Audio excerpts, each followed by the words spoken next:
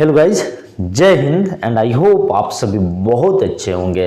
तो गाइज आज का जो हमारा लेक्चर है that is the last lecture of chemical kinetics. कहा जाता है कि अंत भला तो सब भला। तो चलो हम लोग देखते हैं last lecture of chemical kinetics and then will go for the another chapter in next class. Okay, so guys today is my lecture number 19th of the chemical kinetics. तो आप समझ सकते हैं कि मैंने कितना डिटेल में कवर किया है आपके इस प्यारे से चैप्टर को, that is the chemical kinetics. अगर आपने हमारी वीडियो देखा होगा तो आपको तो समझ में आ ही गया होगा कि मैंने कोई भी एक कॉन्सेप्ट, कोई भी एक पॉइंट को छोड़ा नहीं है। और अगर आपने पूरी की पूरी वीडियो देखा होगा तो मैं आपको गारंटी देता हूं कि आपके जो केमिकल काइनेटिक्स से रिलेटेड जितने भी जो डाउट्स थे या अभी तक जो क्वेश्चंस आपसे नहीं हो रहे थे वो सारे के सारे क्वेश्चंस हो रहे होंगे, क्योंकि मैंने बहुत ही सिंपल वे में इसे कवर किया है और हर एक टॉपिक को, हर एक कॉन्सेप्ट को कवर किया है। क्लियर है? तो गाइज अगर जो बच्चे अभी तक इस लेक्चर को नहीं देखे हैं, हमारे लेक्चर को अप टू लेक्चर नंबर 18, तो प्लीज़ आप यूट्यूब पे जाएं and then you search atomic minds by UKM and you will get all related video of chemical kinetics and please watch these all videos for your full concepts। Clear है? तो चलो हम लोग देखते हैं आज का जो हमारा लेक्चर है that is the lecture number 19th of the chemical kinetics and this one is the last lecture of this chapter. Okay, so guys हम लोगों ने अभी तक क्या पढ़ा था? हम लोगों ने अभी तक पढ़ा था zeroth order reaction and then we have studied about the first order reaction and उसी तरह हम लोग क्या पढ़ेंगे? Second order reaction, third order reaction and then so on. So here will be the nth order reaction.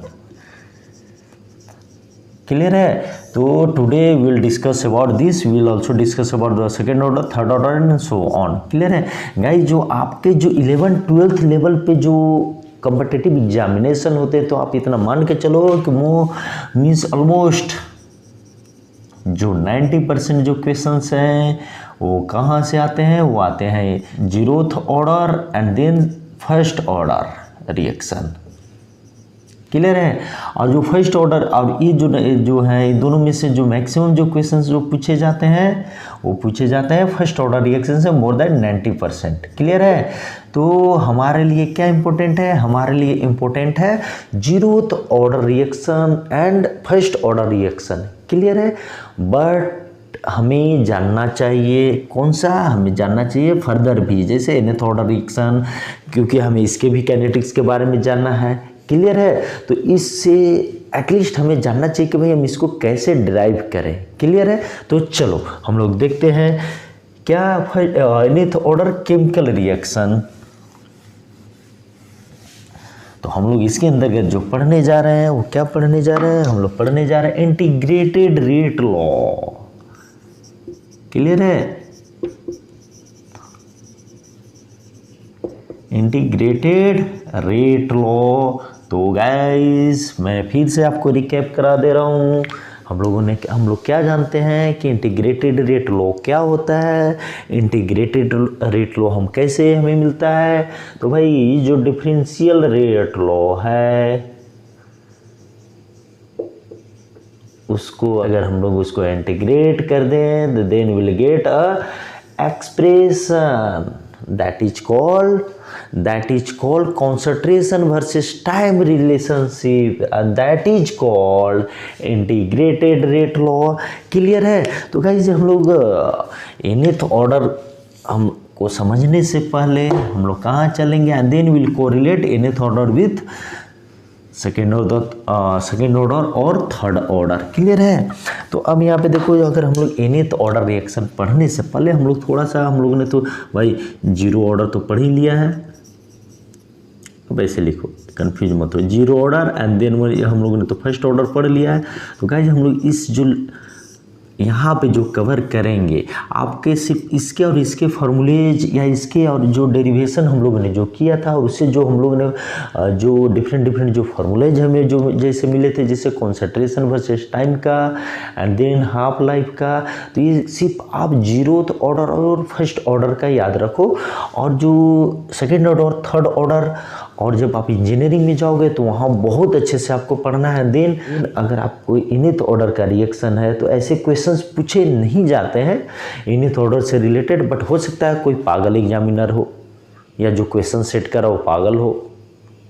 Clear है? पागल in the sense कि मतलब वो साइंटिस्ट ही मिल जाए आपको, तो हो सकता है वो आपका लेवल चेक करने के लिए, क्योंकि सम टाइम्स क्लियर है कि वो तो उसे तो मालूम है कि भाई 0 ऑर्डर और फर्स्ट ऑर्डर तो सारे बच्चों को आ रहा है, लेकिन अगर हमें क्वेश्चंस और अच्छे से देखना है, किसी का कॉन्सेप्ट चेक करना है कि वो बच्चा इसको केमिकल काइनेटिक्स को बहुत अच्छे से पढ़ाई किया है या नहीं किया है, तो इसलिए आपको कभी कभी आपसे वो पूछ सकता है। क्लियर है? तो इसीलिए हमें हर चीज़ जानना चाहिए, एटलीस्ट हमें प्रोसेस तो जानना ही चाहिए कि भाई हम कैसे कैलकुलेट करें। क्लियर है? एंड देन मैं आपको बताऊंगा कि कौन कौन से फॉर्मूलेज आपको एटलीस्ट याद होना चाहिए। क्लियर है? तो चलो हम लोग इनिथ ऑर्डर में जाने से पहले हम लोग स्टार्ट करते हैं integrated rate law of second order reaction.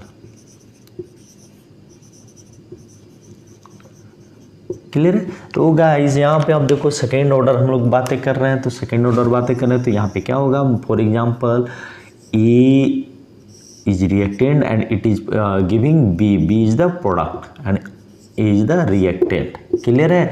मैं अभी भी बोल रहा हूँ, जिन बच्चों को अभी तक नहीं समझ में आ रहा है केमिकल काइनेटिक्स, तो प्लीज़ आप हमारे यूट्यूब चैनल पे जाएं और वहाँ पे सारे वीडियो देखें, एंड आई थिंक आपको बहुत ही डिटेल में सारे वीडियो मिलेंगे। क्लियर है? तो guys as per the rate law, जो रेट ऑफ रिएक्शन होता है जिसे हम इंडिकेट करते हैं आर से, तो चूंकि ये ऑलरेडी मेंशन्ड है सेकेंड ऑर्डर रिएक्शन, तो हम इसको कैसे लिखते हैं, के is the rate constant and जो कॉन्सेंट्रेशन ऑफ जो ए है मीन्स जो रिएक्टेंट है उसके, एंड यहाँ पे क्या है, पावर में क्या होता है, पावर में होता है ऑर्डर। क्लियर है? Means second order. इसको हम ऐसे भी डिनोट कर सकते हैं ए एंड दिस वन, तो this one is also indicating the concentration of A and this is also itself indicating a concentration of A. Clear है? अब गाइज हम लोग देखो, हम लोग डिफरेंशियल रेट लॉ से क्या जानते हैं, हम लोग डिफरेंशियल रेट लॉ से जानते हैं, मान के चलो यहाँ पे 1 हो गया, एंड सेकेंड में हम लोग क्या जानते हैं, आर इजकल टू क्या होता है, minus D C A by D T, that is the differential rate law. This one is the equation number 2। अगर यहाँ पे ए होता तो गाइज यहाँ पे हम लोग 1/a करते, या यहाँ पे जो भी इसका जो स्टोइचियोमेट्रिक कोएफिशिएंट होता है उसको हम लोग यहाँ पे लिखते, बट यहाँ पे 1 है तो हम लोग यहाँ पे हम लोग ने 1 ले लिया। क्लियर है? अगर आपके क्वेश्चन में कभी इस तरह का दे दिया हो तो प्लीज़ आप जो डेरिवेशन करो यहाँ पे 1/a करके करो। क्लियर है? तो चलो अब यहाँ पे हो गया, तो अब यहाँ पे देखो कि A R and A R both are the rate of reaction, so both will be equal, so it means 1 equal to 2। Clear है? तो अब यहाँ पे लिखो minus D C A by D T equal to K C A square. Clear है? जब यहाँ से तो मैथ्स स्टार्ट हो गया। क्लियर है? तो चूंकि हम लोग आगे जाकर क्या बनेंगे, हम लोग आगे जाकर साइंटिस्ट बनेंगे, इंजीनियर बनेंगे, डॉक्टर बनेंगे, तो हमें तो एटलीस्ट भाई ये सब मैथमेटिकल ये सब जो छोटी छोटी जो चीज़ें हैं वो तो हमें आना चाहिए। तो हो सकता है जो नीट के जो बच्चे हैं तो उन इट माइट भी उनका थोड़ा इंटीग्रेशन कमज़ोर हो, तो क्योंकि यहाँ पे टोटली इंटीग्रेशन का है, तो गाइज यहाँ पे अगर ए मान के चलो x dx है, क्लियर है, तो इसका जो इंटीग्रेशन होता है, मान के चलो यहाँ पे n है तो इसका जो इंटीग्रेशन होता है क्या होता है, x to the power n+1 divided by n+1। Clear है? तो बस इस फॉर्मूला को हम लोग आप याद रख लो, और बाकी अब यहाँ से तो मैथ से स्टार्ट हो जाता है। क्लियर है? तो अब यहाँ पे देखो, अब यहाँ पे हम लोग क्या कर सकते हैं, this one is the minus D C A. अब यहाँ पे जो सेम जो टर्म है उसको एक साइड कर देते हैं, सी ए स्क्वायर इक्वल टू के डी टी। क्लियर है। अब यहाँ पे देखो, अब यहाँ पे क्या कर सकते हैं, तो गाइस यहाँ पे अगर आप देखो तो यहाँ पे क्या है, ये सी ए स्क्वायर जो है, मैथ्स के बच्चे इसको बहुत अच्छे से समझ रहे होंगे, बट जो नीट के जो बच्चे हैं जिनका, तो उनके लिए यहाँ पे सी ए क्या है, इसको हम ऐसे लिख सकते हैं क्या, आप ऐसे लिखो minus C A to the power minus 2 D C A के डी टी, जस्ट आपको समझने के लिए। तो दिस वन इज द, ये है क्या है, x to the power n, तो इसका मतलब यही हो गया। तो गाइस अगर आप इसको इंटीग्रेट करोगे, बोथ साइड इंटीग्रेटिंग, क्लियर है। अब यहाँ पे देखो, अब चूंकि यहाँ पे टाइम जब t था, हम लोगों ने प्रीवियसली भी माना था, टाइम t इक्वल टू 0 पे क्या था, जो कॉन्सेंट्रेशन ऑफ जो ये था, means initial concentration is C A naught, and time equal to t पे क्या है, कॉन्सेंट्रेशन कितना है, सी ए। क्योंकि जब हम डेफिनेट इंटीग्रेशन करते हैं तो हमें वहाँ पे क्या देना पड़ता है, हमें वहाँ पे जो इसका जो लिमिट है, इसका जो बाउंड्री है, मीन्स इसका जो अपर लिमिट और लोअर लिमिट है, उसे हम मानना पड़ता है। क्लियर है। तो यहाँ पे देखो हमें इंटीग्रेट जो करना है कहाँ से, t equal to 0 to t equal to t। अब यहाँ पे जो कॉन्सेंट्रेशन कहाँ था, सी ए नोट था, means initial concentration, this one is the C A, means after time t। Clear है। तो अब इसको आप कैलकुलेट करो यहाँ पे, तो जब आप कैलकुलेट करेंगे तो क्या आ रहा है, देखो यहाँ पे क्या है, माइनस यहाँ पे सी ए, तो यहाँ पे क्या हो गया, जब हम इसको इस मेथड से इंटीग्रेट करेंगे तो क्या होगा, सी ए, यहाँ पे क्या है, -2 + 1, क्लियर है, डिवाइडेड बाय -2 + 1, क्लियर है। अब यहाँ पे आप ऐड कर दो क्या, लिमिट, तो यहाँ पे सी ए नोट सी ए, अब यहाँ पे क्या है, इट सेल्फ माइनस ऑलरेडी है। अब यहाँ पे क्या हो गया, के टी 0, क्लियर है। अब इसी को आप यहाँ पे ले आओ, तो यहाँ से क्या हमें मिल जाएगा, यहाँ देखो यहाँ पे ले आओ, तो क्या हो गया गाइज, यहाँ पे देखो ये कितना हो गया, तो यहाँ पे ये माइनस माइनस प्लस, तो ये कैंसिल हो गया। यहाँ पे अब सॉरी पहले ये कर लो, -2 + 1 = -1, तो यहाँ से कैंसिल कर लो। तो यहाँ पे क्या हुआ फाइनली, यहाँ पे देखो यहाँ पे आ जा रहा है आपका 1/CA, limit is CA to CA naught = KT, clear है। तो गाइस अब यहाँ पे देख लो, अब इसको आप सॉल्व करो, 1/CA - 1/CA not = KT, clear है। तो this is the integrated rate law for the second order reaction. तो प्लीज़ आप इसे नोट डाउन कर लो, आपको याद रखने की ज़रूरत नहीं है। आपको अगर याद रखना होगा तो गाइज आप nth ऑर्डर का इक्वेशन याद रखना, और उसी में आप सारा वैल्यू पुट करोगे तो आप वहाँ से आपको यही सेम आंसर आपको मिल जाएंगे, क्लियर है। तो और हम लोग इसके जो नेक्स्ट जो पार्ट है उसको हम लोग देख लेते हैं, क्लियर है। अब यहाँ पे देखो गाइस, यहाँ पे हमें क्या मिला, हमें मिला 1/CA नॉट = KT,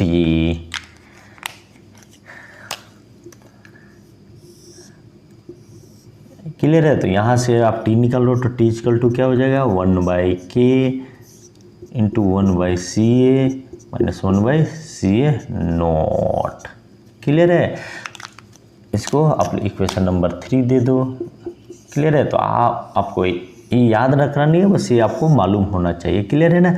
अब गाइस अगर मैं इसका ग्राफ बनाऊं, तो अब यहाँ पे देखो हम इसको ऐसे लिख सकते हैं क्या, 1/CA = 1/CA नॉट + KT, यही तो है, क्लियर है। अब अगर हम इसका ग्राफ बनाए तो इसका देखो जो ग्राफ होगा गाइस, जो कैसे बनेगा ग्राफ, यहाँ पे 1/CA, अब यहाँ पे टाइम का। क्लियर है? तो अब यहाँ पे देखो, अभी अगर हम इसको y मान लें, अब इसको हम लोग क्या c मान लें, अब इसको हम लोग क्या करें t को, तो यहाँ पे क्या है x है, this one is the m। तो यहाँ पे देखो this one is the positive, तो ये कहाँ से स्टार्ट होगा, ये स्टार्ट होगा मान के चलो ये जो है, ये जो क्वांटिटी है कितना है, ये है 1/CA0। अब यहाँ से इसका जो ग्राफ होगा ए होगा, मान के चलो ये this one is the slope theta. तो स्लोप इक्वल टू क्या होता है, स्लोप इक्वल टू होता है टेन थीटा इक्वल टू यहाँ पे क्या है M is the what, M is the K. तो this is the slope for the second order reaction. Clear है?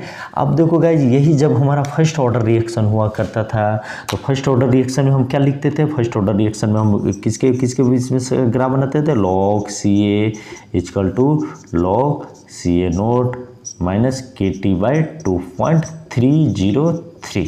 क्लियर है? तो ये यहाँ पे क्या होता था, जो फर्स्ट ऑर्डर जो रिएक्शन होता था इसमें होता था log CA, और इसमें क्या है, 1/CA। क्लियर है? तो ये आपको ग्राफ क्लियर हुए होंगे। अब यहाँ पे देखो, अब हम लोग चलो आगे आ जाते हैं। तो यहाँ पे सबसे इम्पोर्टेंट क्या है, सबसे इम्पोर्टेंट है आप अगर इसको आप साइमल्टेनियसली अगर आप लिख रहे हो तो बहुत अच्छी बातें हैं। क्लियर है? वीडियो पॉज करो और आप ज़रूर इसे नोट डाउन करते चलें। क्लियर है ना? साथ के साथ आपका नोट भी जो है प्रिपेयर होते चला जाएगा। क्लियर है? अब यहाँ पे देखो गाइज, सबसे जो ज़्यादा इम्पोर्टेंट है वो क्या है, हाफ लाइफ। क्लियर है? तो हाफ लाइफ का मतलब क्या हुआ, हाफ लाइफ का मतलब यही हुआ कि वह टाइम जिसमें जो रिएक्टेंट का जो कॉन्सेंट्रेशन है वो कितना हो जाता है, रिएक्टेंट का जो कॉन्सेंट्रेशन वो कितना हो जाता है, हाफ हो जाता है। मीन्स इनिशियल कॉन्सेंट्रेशन कितना था, CA0, तो कितना हो गया CA0/2। तो अब इसको अगर हमें हाफ लाइफ कैलकुलेट करना है तो हमें क्या पुट करना होगा, जब हाफ लाइफ हम इंडिकेट करते हैं T हाफ से। क्लियर है? तो अगर मैं यहाँ पे वैल्यू पुट करूँ T half equal to 1/K and this one is the 1, CA0 कितना हो गया, CA0/2, चूँकि हाफ हो चुका है 1/CA0। जिन बच्चों को नहीं समझ में आ रहा होगा तो प्लीज़ मैं यहाँ पे टाइम नहीं वेस्ट करूँगा, क्योंकि मैंने इसको बहुत ही डिटेल में कवर किया है कि कैसे इसे कैलकुलेट करते हैं। तो यहाँ पे देखो, तो T हाफ इक्वल टू क्या आया, T हाफ इक्वल टू है 1/K। यहाँ पे CA0 को कॉमन ले लो, तो यहाँ पे क्या आ गया गाइस, 2 ऊपर में चला गया, तो 2 - 1 इक्वल टू, तो यहाँ पे क्या आ गया, T half equal to 1/K CA0। Clear है? तो this is the equation number 4 for the half life of second order kinetics. Clear है? तो ये हम लोगों ने देख लिया कि भाई सेकेंड ऑर्डर के लिए हमें क्या क्या मिल गया है। यहाँ से आप T का वैल्यू कैलकुलेट कर लो, then T half equal to 1/K CA0। Clear है? अब एक और हम लोग देख लेते हैं ताकि हमें और आसानी हो। कहाँ पे, जब हम इनिथ ऑर्डर को, जब सारा जो एक्सप्रेशन है केमिकल काइनेटिक्स का, जो इंटीग्रेटेड रेट लॉ का, तो ताकि हमें आसान पड़े तो हम यहाँ पे कर देते हैं इसको थर्ड ऑर्डर। तो यहाँ पे क्या है, A is giving B। Clear है? And R equal to K CA/Q। अब तो आपको ये सब समझाने की ज़रूरत नहीं है, क्योंकि आप लास्ट लेक्चर में हो, तो आपको ये सब सारी चीज़ें समझ में आना चाहिए। क्लियर है? अब यहाँ पे देखो, यहाँ पे हम लोगों ने क्या किया, -DCA/DT इक्वल टू KCA3। जो एक तरह का जो टर्म है हम लोग उसको एक तरफ लाएंगे, DCA/CA³ इक्वल टू KDT। अब इसका हम जब इंटीग्रेशन करेंगे बोथ साइड, तो देन क्या होगा, यहाँ पे देखो गाइज, यहाँ पे क्या हो गया, माइनस हो गया। अब यहाँ पे हम CA ऐसे होगा क्या, -3 + 1 n + 1 का। अब यहाँ पे दिस वन इज द -3 + 1। यहाँ पे फिर सेम, यहाँ कहाँ से हो रहा है, CA0 से। इसका जो लिमिट होगा C है, यहाँ पे क्या हो जाएगा, KT। क्लियर है? तो अब यहाँ पे इसको सॉल्व करो, तो यहाँ पे क्या आ गया, अब यहाँ पे देखो आप, यहाँ पे कितना -3 + 1 मीन्स यहाँ पे कितना बचा है, यहाँ पे -2, तो माइनस माइनस प्लस, तो यहाँ पे क्या हो गया गाइज, यहाँ पे सिंपली आ गया। हम ऐसे लिख सकते हैं क्या, 1/CA⁵, सॉरी CA2, तो यहाँ पे हम ऐसे लिख सकते हैं क्या, ये देखो CA-2, क्लियर है, CA/CA0 = KT। अब यहाँ पे आप और इसको थोड़ा एक्सपांड कर दो, तो यहाँ पे क्या हो गया, CA/CA0² यहाँ पे आ जाओ। और यहाँ पे क्या था, यहाँ पे इनटू में क्या था गाइज, यहाँ पे देखो माइनस माइनस प्लस हो गया, तो यहाँ पे क्या है, 2 है, तो क्लियर है। तो this one is the KT, it means 1/CA² =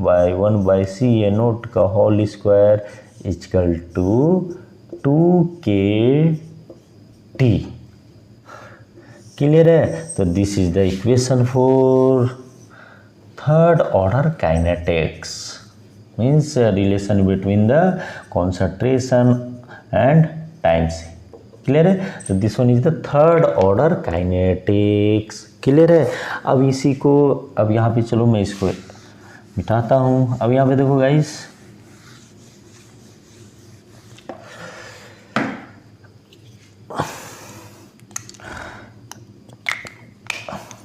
अब हम लोग आ जाते हैं कहाँ पे, आ जाते हैं T½ = क्या होगा, यहाँ पे देखो इस फॉर्मूले में पुट करो, तो इस फॉर्मूला में जब आप पुट करोगे तो यहाँ पे क्या हो जाएगा, 1/CA, तो यहाँ पे क्या हो जाएगा, CA0/2² - 1/CA0²। अब यहाँ पे क्या हो जाएगा, /2K, यही तो है, इसी फार्मूला में मैंने यहाँ पे पुट किया है।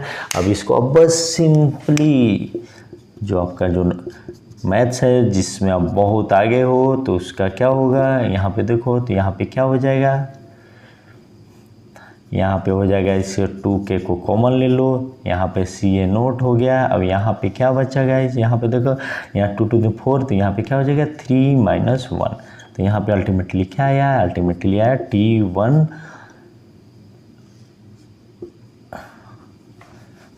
तो यहाँ से देख लो, तो यहाँ से क्या आया, T½ क्या आया, T½ आया 3/2KCA0, क्लियर है। तो this is both equation for the third order kinetics.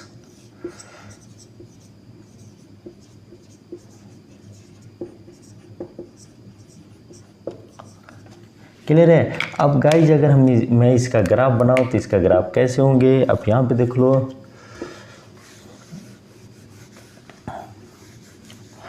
तो हम लोग, तो अब यहाँ पे देख लो, तो इसका जो ग्राफ होंगे वो होंगे किसके किसके बीच में, इसका जो ग्राफ होगा वो होगा CA1/, इसका जो ग्राफ होगा वो क्या होगा, 1/CA² वर्सेस टाइम के बीच में। तो आप यहाँ पे देख लो, जब इसका ग्राफ करोगे तो ये कहाँ पे चल जाएगा, तो यहाँ से फिर स्टार्ट होगा, और ये जो क्वांटिटी है वो कितना है, 1/CA0²।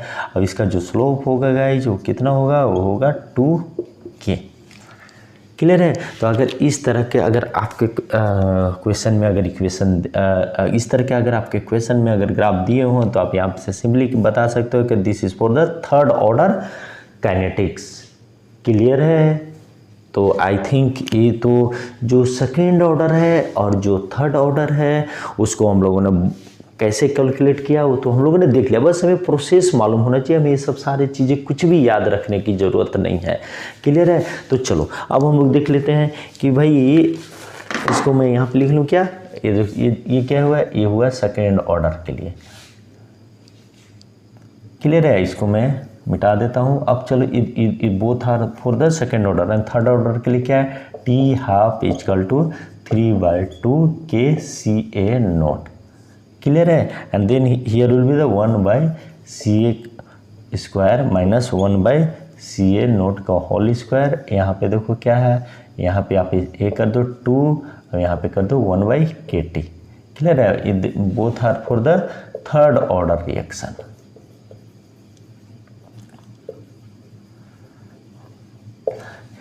क्लियर है। तो अब आपको क्या याद रखना है, अब आपको याद रखना है सिर्फ और सिर्फ formulas for the nth order reaction. तो गाइज इस जितने भी जो फार्मूला है जो मैं लिख रहा हूँ वो वैलिड है किसके लिए, वो वैलिड है मोर देन फर्स्ट ऑर्डर के लिए। तो प्लीज़ आप इसको zero order and first order में अप्लाई न करें। क्लियर है, मतलब यहाँ पे जो ऑर्डर होगा वो मोर देन कितना होगा, मोर देन 1। और आप ऐसे कर सकते हो इक्वल टू और ग्रेटर देन 2, मीन्स ये 1 के लिए वैलिड नहीं है। क्लियर है। तो बस उसी प्रकार से आप क्या करोगे, आप अगर मान के चलो आपने रेट लॉ इस तरह से लिखा है R इक्वल टू के, यहाँ पे आपने ये कॉन्सेंट्रेशन दिया, यहाँ पे इन है, फिर आपको माइनस dCA/dt करके आप फिर उसी तरह से जैसे हम लोगों ने सेकेंड ऑर्डर और थर्ड ऑर्डर को जिस तरह से कैलकुलेट किया उसी तरह से आपको कैलकुलेट करना है इनथ ऑर्डर के लिए। क्लियर है। तो गाइज तो अगर इनथ ऑर्डर रिएक्शन है तो उस केस में क्या होगा, उस केस में जो कॉन्सेंट्रेशन वर्सेस जो टाइम का जो रिलेशन जो मैथमेटिकल एक्सप्रेशन होगा वो क्या होगा, वो सिंपली देखो यहाँ पे होगा (-1) इंटू के टी इक्वल टू, यहाँ पे आप ऐसे करो 1/CA का पावर (n-1), और यहाँ पे 1/CA का पावर CA नोट का n-1।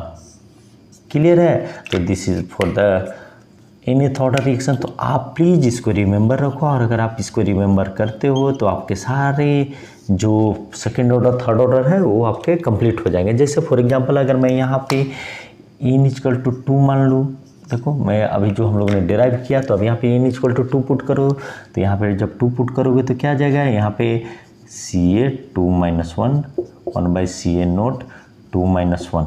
क्लियर है। अब यहाँ पे क्या आ जाएगा, यहाँ पे 2-1, अब यहाँ पे KT, तो ये क्या हो गया 1 हो गया, ये क्या हो गया 1 हो गया। तो देखो ये जो है ये सेम है क्या, तो सेम है। क्लियर है। अगर यहाँ पे मैं 3 रख दूँ, n इक्वल टू अगर मैं 3 रख दूँ तो यहाँ पे देखो यहाँ पे क्या हो जाएगा 3-1, यहाँ पे क्या आ जाएंगे 2 आ जाएंगे, यहाँ पे मीन CA² आ जाएगा 1/CA², यहाँ पे CA नोट का होल स्क्वायर, यहाँ पे क्या होगा 3-1 इक्वल टू 2। तो ये देखो 2KT इक्वल टू ये आ रहा है क्या, ये देखो बिल्कुल सेम आ रहा है। तो मीन्स हमें क्या याद रखना है, हमें ये याद रखना है this equation that represent the relation between concentration and versus time। Clear है। तो गाइज यहाँ पे हम लोगों ने क्या देखा था कि जो ग्राफ हम लोगों ने जो बना रहा था, अगर फर्स्ट ऑर्डर का था तो अगर सेकेंड ऑर्डर का जो रिएक्शन था उसमें तो ग्राफ किसका बना था 1/CA वर्सेस टाइम का। सेकेंड जब थर्ड ऑर्डर का था तो 1/CA² वर्सेस टाइम का। उसी प्रकार जब हम इनथ ऑर्डर का ग्राफ बनाएंगे तो यहाँ पे क्या होगा, यहाँ पे होगा 1/CA to the power n-1, और ये जो ग्राफ बनेगा, ये जो वैल्यू होगा वो कितना होगा 1/CA not to the power n-1, और यहाँ पे जो स्लोप होगा गाइस जो कितना होगा, वो होगा equal to n-1 into K. Clear है। तो इस तरह से जो ग्राफ बनते हैं इनथ ऑर्डर का, that is same as second order और थर्ड ऑर्डर रिएक्शन। जस्ट वहाँ पे क्या होंगे, as per the order, as per the kinetics of the reaction, वो क्या होंगे, वो सारे वैल्यूज मैथमेटिकल वैल्यू जो है वो चेंज होते जाएंगे। बट जो ग्राफ का जो डिजाइन है, ग्राफ का जो पैटर्न है, वो that will be same for all reaction. Clear है। बट हमें रिमेंबर रखना है क्या कि भाई सारे में ये जो टर्मिनोलॉजी है, ये जो वर्सेस टाइम का है जो, तो यहाँ पे क्या है 1/CA स्क्वायर का है। क्लियर है। मीन्स कॉन्सेंट्रेशन का जो टर्म है उसका रेसिप्रोकल का हम क्या कहते हैं, यहाँ पे ग्राफ बनाते हैं। क्लियर है। तो अब चलो हम लोग तो यहाँ पे देख लिया, तो हमें क्या याद रखना है, तो गाइज हमें याद रखना है जो हमारे लिए इम्पोर्टेंट हो सकता है इस लेवल पे। ऐसे आप जब इंजीनियरिंग लेवल में जाओगे तो वहाँ पे आप इसके बारे में डिटेल से पढ़ोगे, तो आपको याद रखने के लिए क्या है, this one for the nth order reaction. Clear है। तो second one is the T half. तो यहाँ पे देखो guys, T half equal to क्या होगा, यहाँ पे होगा 2 to the power n minus 1 divided by n minus 1 into k, and here will be the CA naught. जब गाइस जब प्लीज देख लेना वहाँ पे ये यहाँ पे एक स्क्वायर यहाँ पे छूटा हुआ है। क्लियर है। तो आप प्लीज़ अपने जो प्रीवियस जो डेरिवेशन था उसमें आप इसको करेक्ट कर लेना, ठीक है ना। By mistakenly I have just taken CA naught while it should be CA naught square. Clear है। तो यहाँ पे क्या हो जाएगा, यहाँ पे हो जाएगा n-1। क्लियर है। अब इसको वैल्यू आप पुट करो। अगर ये सेकेंड ऑर्डर इक्वेशन है तो यहाँ पे n इक्वल टू कितना हो गया, 2 हो गया। तो यहाँ पे 2 पुट करो, 2 - 1 कितना हुआ, 1। तो यहाँ पे कितना हुआ, 2 - 1 इज द 1। यहाँ पे कितना हुआ, 2 - 1 इज द 1 into k। तो देखो ये वाला आ रहा है क्या, यस दिस इज कमिंग। अगर यहाँ पे 3 हम पुट करेंगे तो कितना आएगा, 3 पुट कर 3 - 1 तो यहाँ कितना 4 - 1 इक्वल टू 3। अब यहाँ पे देखो यहाँ पे कितना हुआ, अगर 3 है तो 3 - 1 इक्वल टू 2। यहाँ पे क्या होगा, into k। अब यहाँ पे क्या होगा, CA नोट। यहाँ पे क्या होगा 2 - 1 तो it will be 3/2 k CA naught by 2 - 1 का कितना हो गया, we are talking about the 3। तो यहाँ पे क्या हो गया 2। तो क्या ये देखो ये सेम आ रहा है क्या, यस नोट विल बी के, हियर विल बी ए। तो ये देखो ये सेम आ रहा है क्या, यस इट इज राइट। तो हमें ये फिर यहाँ पे क्या याद रखना है, हमें याद रखना है ये जो फॉर्मूला है nth ऑर्डर के लिए वो हमें याद रखना है। क्लियर है। तो this one equation number 2 and this one is the equation number 1 we have to remember, but for which type of kinetics, for this one। Clear है। मीन्स जो ऑर्डर होगा वो क्या होगा, this is not 0, this is the order. Means आप ऐसे लिख लो, confuse मत हो, order, this is also order. Clear है। तो एक से ज़्यादा जब ऑर्डर होंगे उस केस में हम क्या करेंगे, उस केस में हम क्या वैल्यू पुट करेंगे, हम ये दोनों वैल्यू पुट करेंगे। जब ऑर्डर एक से ज़्यादा होगा means we are talking about the nth order reaction, then in that case जो रिलेशन होगा कॉन्सेंट्रेशन वर्सेस टाइम के बीच में, तो ये हमें याद रखना है। Then we have to remember the equation for the half life. Clear है। अब गाइस यहाँ तो हम लोगों ने देख लिया, तो प्लीज़ आई थिंक ये सारी चीज़ें आप नोट डाउन करते चलोगे, ये सब आपको रिमेंबर करने की ज़रूरत नहीं है, बट आपके पास एक प्रोसेस होना चाहिए, एक नॉलेज होना चाहिए कि भाई हम किस तरह से ये सारे क्वेश्चंस करें। क्लियर है। अब यहाँ पे देखो अब यहाँ पे देखो हमें क्या याद रखना है, सबसे मोस्ट इम्पोर्टेंट जो पॉइंट है, हम लोगों ने 3 दिन सारे देख लिया, इम्पोर्टेंट फॉर ऑल रिएक्शन या ऑल ऑर्डर रिएक्शन और ऑर्डर काइनेटिक। क्लियर है। क्या है, t half is directly proportional to concentration of reactant means initial concentration power n-1। Clear है। तो ये आपको याद रखना है। इससे आप क्या कर सकते हो, इससे आप अगर ये आपको मालूम है तो इससे आप डायरेक्टली किसी जो काइनेटिक्स है वो किस ऑर्डर का है आप बहुत सिंपल वे में आप इसे बता सकते हो। क्लियर है। तो ये आपको याद रखना है, this is for all order kinetics.